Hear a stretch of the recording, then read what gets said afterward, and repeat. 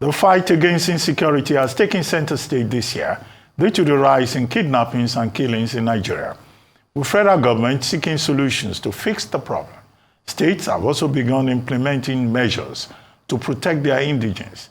The Zamfara state government has stepped up its war on insecurity as Governor Dauda Lawal on Wednesday formally unveiled the community protection guards designed to complement efforts of the regular security forces. A statement by the governor's spokesperson, Sulaiman Bala Idris, noted that the government was utilizing a multifaceted and multidimensional approach to addressing security challenges in the state. Zamfara is not the first state to implement such measures by setting up a local security outfit, as we have seen other states like Ondo that set up Amotekun, and also Benue State with the community volunteer guards.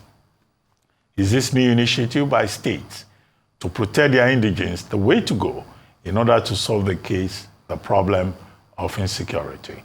Joining us on the show to discuss this is Dr. Kabir Adamu, a security expert. Good morning, Dr. Adamu, and welcome to the morning show. Thank you, Dr. Abati. Good morning. Well, very quickly, states are setting up, after a fashion, their own local security outfits. We have had Amotekun, we have had the Benue guards. Now Zamfara is setting up its own. When it is not states setting up their own teams, you have non-state groups like the Miyetti Allah Kautal Hore also setting up his own brigade of guards. Is this the way to go, as I stated in the introduction? And why are we here now? Kidnapping has gone up. Government says, no, we are not among the 10 worst countries in the world. So there's still hope. After all, we are not 10 of the worst. Should we just wait till we become the worst case for kidnapping in the world? Dr. Abati, I would like to start by saying the situation is dire, and we need to appreciate the fact that the situation is dire and that it needs a multifaceted, all of society and all of government approach. However, what are the realities on ground at the moment? The first reality is that our Constitution still has security in the exclusive list, which means only the federal government, as it were, has responsibility for security, even though there are some odd peculiarities within the Constitution. As an example, there are still provisions that allow for governors to receive the security vote. There are still provisions that allow the governors, as an example, to chair the State Security Council. And then the second reality is the fact that, as you know, I head a company called Beacon Security and Intelligence Limited. Now, we've documented at least 15 states that have passed legislation for the creation of their state-level security formation, in spite of the first element that I mentioned, that security remains in the exclusive list. So I believe that that's a constitutional lacuna. Perhaps constitutional lawyers would clarify to us how that is possible, but they've gone ahead, they've passed legislation, 15 states, and what we did is to document the number of these state-level security operatives. At the moment, we've been able to document about 50,000 of them. Now, the third reality is the fact that outside of these 15 states, there is virtually no out of the 774 local governments that we have in Nigeria that does not have one or the other form of vigilante or some form of security arrangements. In addition to these 774 local government security arrangements, you also have ethnic groupings that have formed themselves into ethnic militias, and that for all intents and purposes are also operating into what we've categorized as non-state armed groups who are not recognized by the state and who are operating, as it were. So that is the reality that we have on the ground at the moment. The fourth element is that our Constitution does provide for the possibility of the police, as an example, engaging with the state-level formations, train them, and engage them into the national security architecture. Unfortunately, in our analysis, we haven't seen enough of that. If we use Zamfara as an example, before the most recent launching by the governor, there used to be several state-level initiatives. Now, what we saw is that it was skewed towards a particular ethnic group. And because they were not properly trained by the police, they targeted the supposed ethnic group that was believed to be responsible for the crime activities in the state. And that created the monster that we have today in the country. So the consequence, because you did ask that in your question, the consequence of that is that we're increasingly securitizing Nigeria. The weapons proliferation challenge that we have in the country is increasing. And the more we allow these types of arrangement that are for all intents and purposes ad hoc to continue, the more this weapons challenge would continue. Now, added to that is the fact that we realize that we need an agency, a commission, to mop up small arms and light weapons. And in spite of the fact that we still don't have that commission, we're allowing weapons to proliferate more into the country. So in the long run, I don't think it will augur well for us. It's haphazard. There is no, at the moment, it will be very difficult for you to go to any of the security agencies, the Office of the National Security Advisor, the Inspector General of Police, to tell you to produce a comprehensive list of all of these state-level and local government vigilantes, and you will have it. It will also be very difficult for you to say, okay, produce all the operatives. Give me the profile of all the operatives that have been recruited. I don't think you will have it from any of the government agencies. So that's the danger that we have at the moment. All right. Well, thank you, Dr. Mr. Adam, while I hear you, right, there's a challenge on our hands. And oftentimes, yes, as you've mentioned, security is under the remit of the federal government. However, state governments seem to be at their wit's end, and they want to protect their people. Hence, the resort into local vigilante groups, special security outfits that are not state security. In your estimation, whilst we wait for what is being proposed as a constitutional amendment, we know that's going to take a bit of time. How can the State Security Service work with, at least, because like you mentioned, there are so many of them now, we don't have a grasp of them. Those are some of the limitations or the challenges. Would you recommend perhaps an informal arrangement or some sort of structure whereby the police or security agencies are able to work with local vigilantes, so sort of register them so it's standardized, whilst we wait for a potential constitutional reform, which we do not know, or amendments, or which we do not know which way it would go, if state police would be voted for or against? Don't you think that at least something should be done? Because at this moment, we cannot begin to say, oh, do away with them, disband them. Can they work together? Definitely. Like I hinted in my earlier remarks, there is a provision within the Police Act. As by virtues of the powers of that act, the police has the mandate to not only register, to support in where the Constitution allows it, the issuance of specific types of weapons to those types of groups, to train them so that they understand where their power starts and where it ends. I mean, as a citizen, you have the powers of arrest, but you do not have the power to prosecute. And I think this is the major danger that exists with the proliferation of these types of state-level and local or community-level groups. The inability to understand that their powers are limited, perhaps just to the gathering of intelligence, and maybe to sometimes the ability to detain or arrest, and then, of course, hand over to the more formal security agencies or departments for prosecution. What we've seen in the past and what is still ongoing is that they assume that power to prosecute, and is usually extrajudicial. And that is where the danger is. So I think the police needs to step in and act that provision within its mandate to make sure that when these groups are registered, I mean, Dr. Abati referred to Mete Allah Kauta Hori, the infamous launching that happened in Nasarawa State.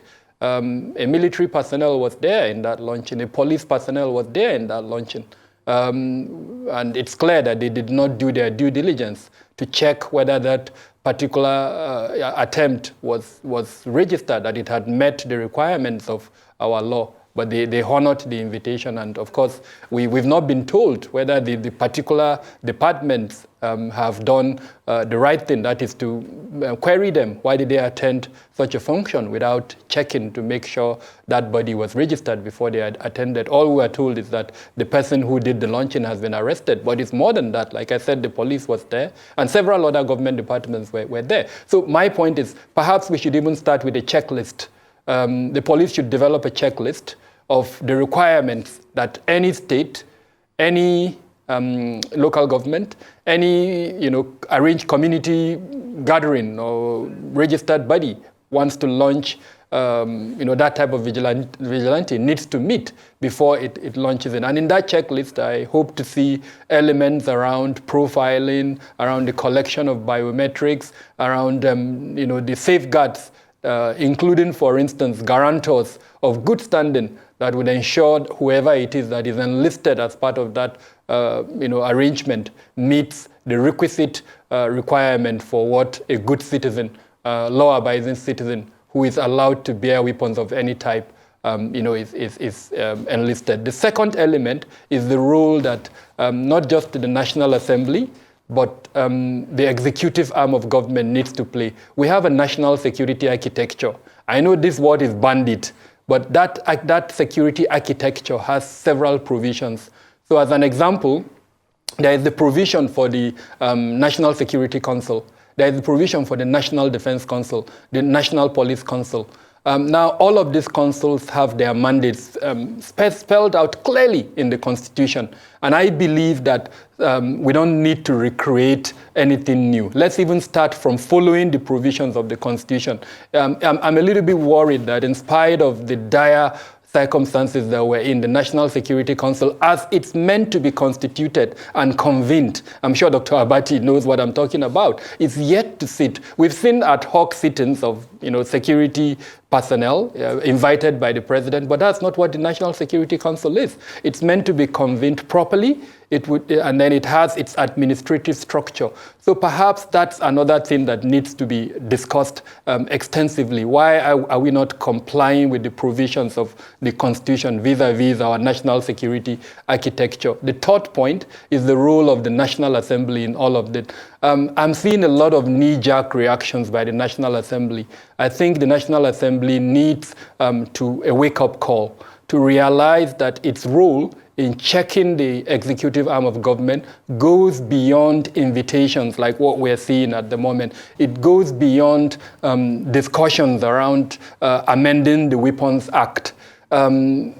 Studies have shown that in addressing issues like terrorism and even banditry, you need at least 80% of what we call the non-kinetic support for security, the kinetic component. And there is nobody in government that will play that role better than the National Assembly. If our education is improved, if infrastructure is improved, name them. No other arm of government can play that role better than the National Assembly. And the best way it can do that is to enhance its capacity for oversight. So I believe that the chairmen of the committees on security need to enhance their capacity for oversight function within the security sector.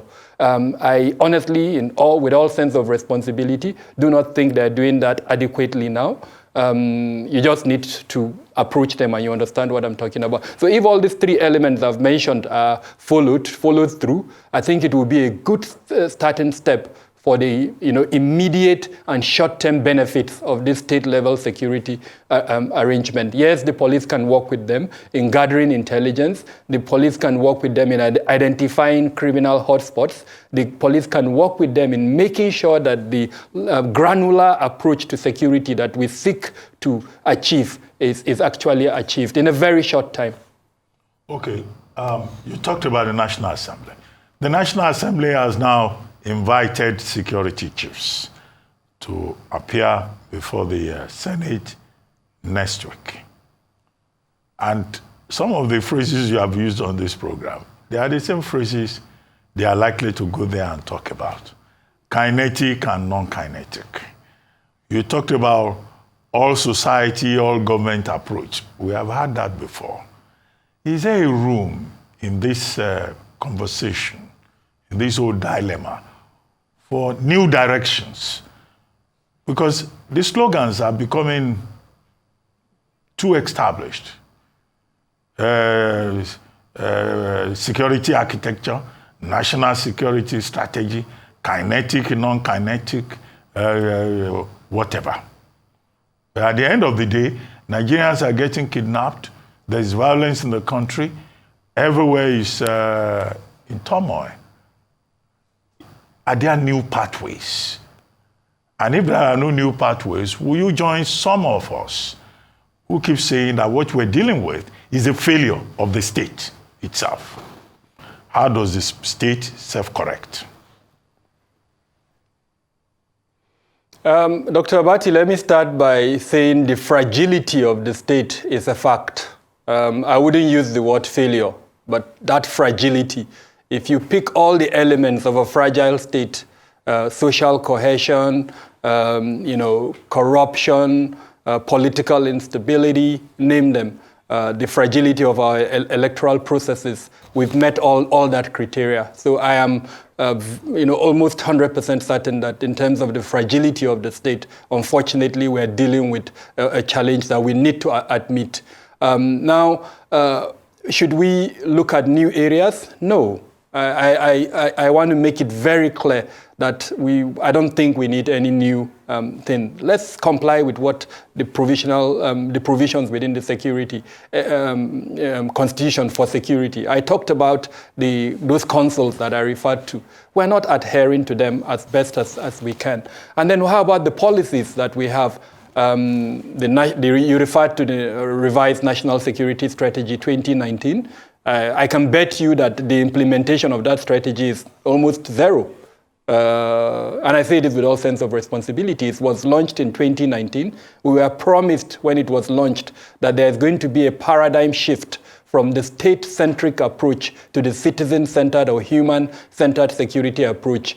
Almost 5 years down the road, we're still in that state-centric approach. So clearly, we haven't moved forward with the implementation of that strategy. Pick up the national defense policy. What aspect of that policy is being implemented? Very little. So that is why I don't think we need any new approach. What rather we need to do is to introduce accountability elements within the security sector. Have monitoring and evaluation components, develop KPIs, and then make sure that where failure is observed. And earlier on, you showed on the screen a graph that my company developed. That graph, even to a primary school pupil, would show you clearly that we are not improving in the area of security. And if we are not improving, why is it that we still have the leadership still manning their positions? Why are we not seeing any changes? Why are we not seeing the type of discussions to say, okay, improve on your ability to meet the mandate for which you're heading a particular department or unit in office? Now that is how I think we should approach security. I referred not too long ago to the debacle regarding a minister that had to leave or was suspended from office because an allegation of fraud was made against her. Now, human lives are being lost. In December, in Plateau State, about 200 persons were killed. In FCT, according to the records in my company, about 71 to 72 persons have been abducted. Dr. Abati, not a single person has been queried or held accountable for all of these infractions. Now, this is what we need to change. I don't think we need to introduce anything new. We need to implement more the provisions. We need to comply with those councils that exist within our constitution. And then it's also very important that the cooperation, the coordination that exists between the federal government and the state government, we need to see more coordination and cooperation between the two levels of government. We can bring in the local government, but I think that would open another vista of conversation, because of course the local government, as we all know, is not functioning as efficiently or effectively as it should be. If it were, then yes, we also need to bring it into that conversation. And I've been in circumstances where the conversation is actually, if we really need to solve the security challenge, we need to make sure the local governments are effective and that they are operational. And then the economic circumstances in the country at the moment, there is a positive correlation between the deterioration in our economic circumstances and then the increase in security. Who looked... No, please finish your thoughts as we round off. All right, I wanted to say, who had a look recently at the statistics released by the Bureau of Statistics with regards to states and the inflation rate in them? Is it any surprising that Ekiti came tops? Is it any surprising that we're seeing what we're seeing in Ekiti at the moment? So we also need to take a very close look at the economic circumstances and then the positive correlation between that and then the rise in criminality across the states. Well, important points established this morning. Thank you very much for your time with us, speaking on the state of security and also perhaps to explore state police in Nigeria. Thank you, Dr. Kabir Adamu.